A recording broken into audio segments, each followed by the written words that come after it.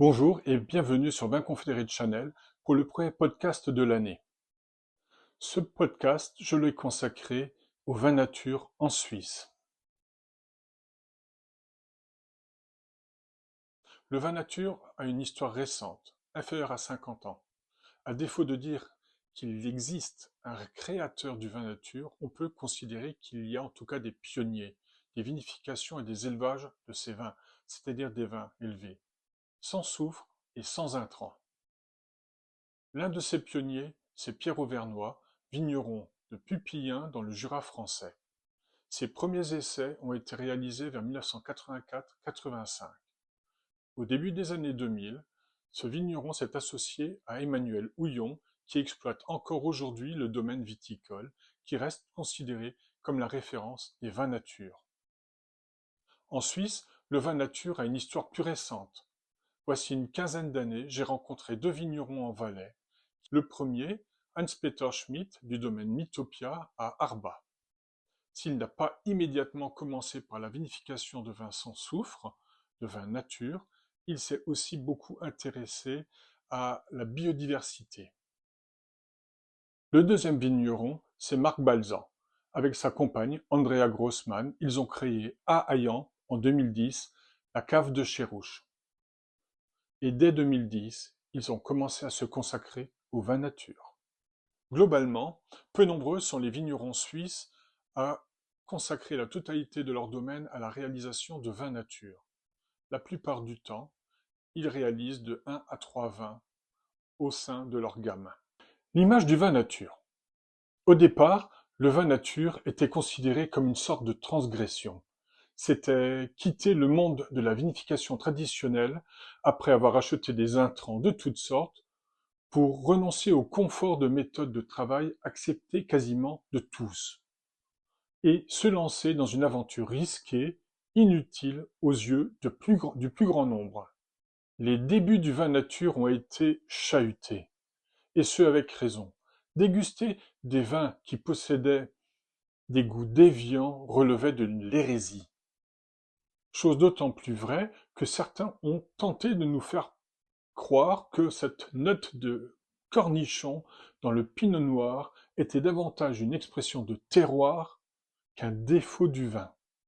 Il devenait difficile de s'entendre, il devenait difficile d'accorder au vin nature les caractéristiques d'un vin franc, loyal et marchand. De fait, les critiques se sont vraiment enflammées à l'encontre des vins et des vinificateurs. Les discussions sont devenues des débats. Les échanges se sont montrés virulents, agressifs, faisant de ces vins rares plus que de simples trublions. Ils sont devenus les sales gosses de la famille du vin. Il faut aussi le reconnaître. Tous les vins nature n'ont pas été des caricatures. Bon nombre ont exprimé du style, un fruité noble, plutôt que simplement des défauts. En fait, rien ou presque n'était facile pour le vin nature et ses producteurs. J'aimerais rappeler également dans ce contexte que des vignerons, croisés voici 15 ans, n'invitaient pas les acheteurs à faire voyager leurs vins. Ils les reconnaissaient instables, ils demandaient que les vins soient placés dans la zone la plus fraîche de leur cave, de préférence à une température inférieure à 14 degrés, afin que ces vins ne repartent pas en fermentation. C'était un discours qui n'était pas rassurant pour l'amateur qui pouvait, à raison, considérer que ce type de vin n'était pas fait pour lui. Néanmoins, la vie a suivi son cours. Le nombre de producteurs, lui, n'a cessé de grandir. Des caves coopératives, comme la cave de la Côte dans le canton de Vaud ou le prieuré de Cormandrèche dans le canton de Neuchâtel, proposent aussi, depuis plusieurs années, des vins nature. En 2021, les producteurs suisses se sont regroupés au sein de l'association suisse Vin Nature. L'association a mis en place une charte des vins nature et des principes de base de ces derniers. Ainsi, raisins, caves, vins doivent être certifiés en culture biologique, ordonnance biofédérale, label Bio-Bourgeon ou encore Déméter pour les vins en biodynamie. Le cahier des charges est complexe et contraignant. Il est question bien sûr de l'origine des raisins. Ils ne peuvent être issus que d'un domaine en culture biologique ou d'un domaine en reconversion biologique, avec mention de cette reconversion sur l'étiquette. Les vins nature doivent être issus de vignes situées en Suisse, sauf exception reconnue par l'AOC. Bien sûr, les vins nature doivent être vinifiés et mis en bouteille sans aucun intrant, additif, sans filtration ni apport de soufre. Dans le cahier des charges, il est bien sûr question de traçabilité. Le registre des pratiques par lot et cuvée doit être tenu à jour. La déclaration de récolte doit avoir été fournie, tout comme les cahiers de cave, de mise en bouteille, ainsi que des analyses pour chaque lot et cuvée. Le contrôle de cave est obligatoire, il est annuel. Il est réalisé par 2 laboratoires indépendants, Bio-Inspecta et Biotest Agro. Si une année, un vigneron venait à ajouter du sulfite à un de ses vins, il utiliserait une étiquette différente afin d'éviter les confusions avec ses vins nature millésimés. Les vendanges sont obligatoirement manuelles. En cave, le nettoyage des équipements et du matériel doit être réalisé de façon mécanique, à l'eau et à la vapeur. Sont interdits l'enzymage, les agents de collage, les tanins, les bactéries commerciales, les levures commerciales, la neige carbonique, les agents conservateurs, la pasteurisation, la congélation, la correction des acidités, l'emploi de soufre naturellement, et la chaptalisation est prohibée, tout comme le sont la filtration et la micro-oxygénation. La chaptalisation, c'est l'ajout de sucre dans le mou pour augmenter le degré alcoolique final. Durant la fermentation, les levures transforment le sucre en alcool.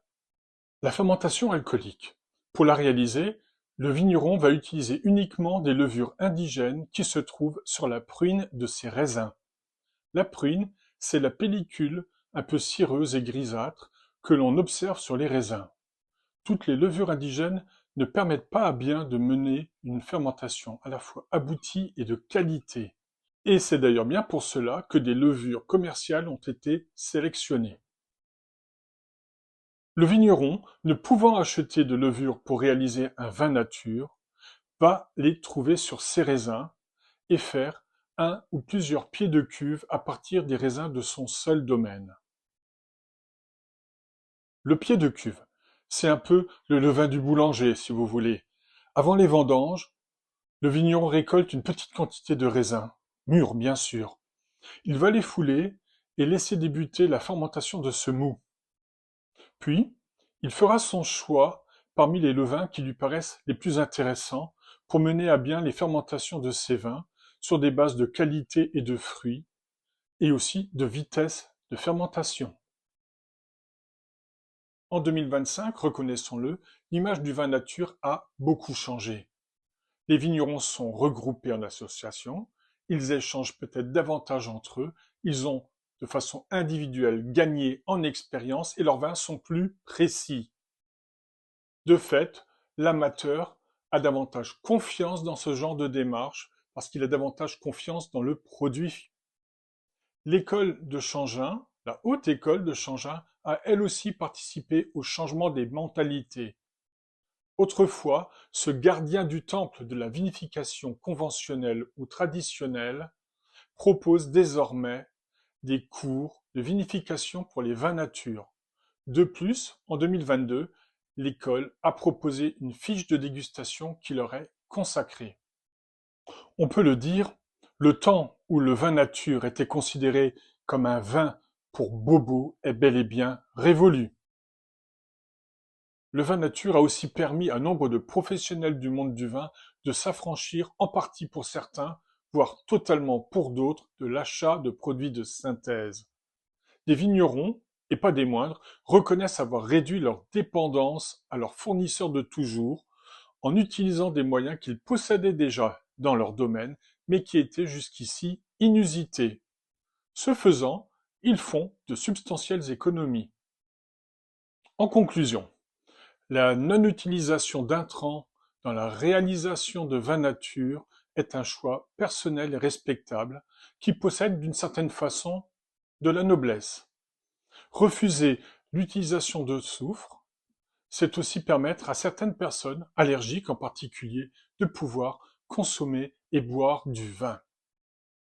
Consommer du vin nature, c'est rester dans le cadre de la diversité du monde du vin, plutôt que de céder à celle, par exemple, de ce ersatz à la mode qu'est le vin désalcoolisé, présenté aujourd'hui comme un produit miracle, alors qu'il est au contraire l'exemple type des excès industriels de la filière viticole et qui emploie, pour le réaliser, des moyens interdits dans les AOC.